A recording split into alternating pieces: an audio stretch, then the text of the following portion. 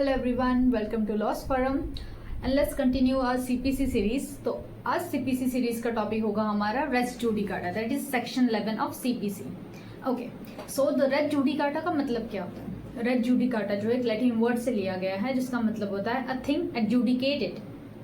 अब इसका मतलब क्या होता है? So that is an issue that is finally settled by a judicial decision. Okay, so एक लैटिन वर्ड है जिसका मतलब होता है अ थिंग एडजुडिकेटेड। यहाँ तक क्लियर है?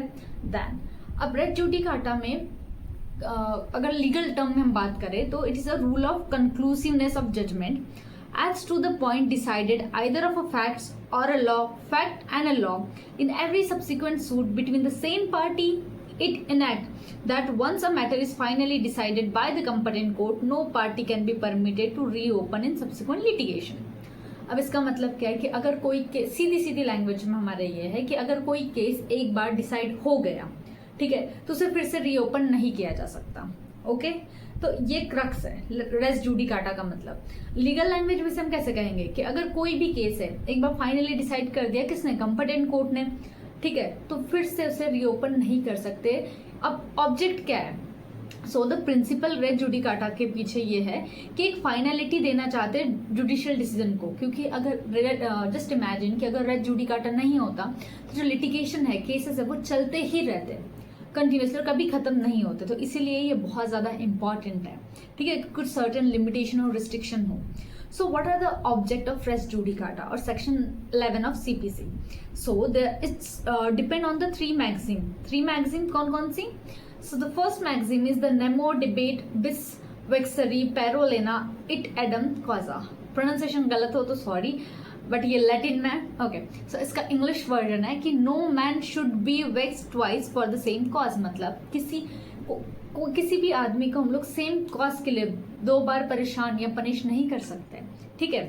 Then the second is it is in the interest of the state that there should be an end to litigation. Obviously अगर क्योंकि कोई एंड नहीं होगा, लेट्स से मेरा एक केस है पर्टिकुलर कोर्ट में और कंपेटेंट कोर्ट ने उसे उसका जजमेंट दे दिया, लेट्स से, एंड द जो माय अपोनेंट है he is not satisfied with the result, तो वो क्या करेगा?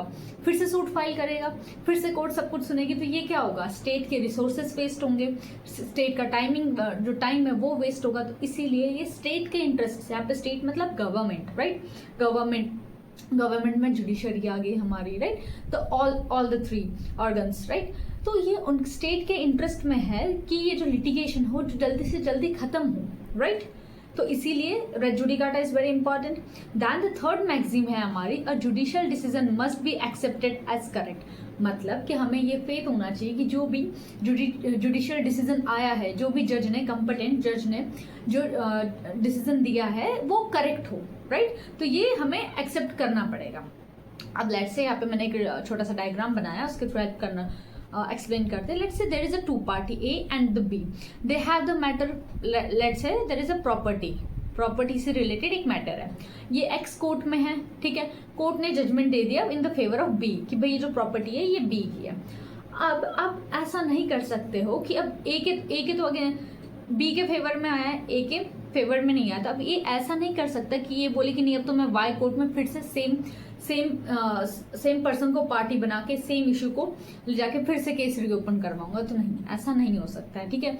और अब मैंने आपको बताया कि 3 कंडीशन क्यों ऐसा नहीं हो सकता है, why the res judicata is important. तो ये जो है रेस जुडिकाटा बहुत छोटा सा टॉपिक है, बस आपको याद रखना है कि रेस जुडिकाटा क्यों इम्पॉर्टेंट है। ओके, इसी के साथ ये टॉपिक कंप्लीट होता है रेस जुडिकाटा का। नेक्स्ट हमारी सीपीसी के सीरीज में हम लोग नेक्स्ट टॉपिक देखेंगे।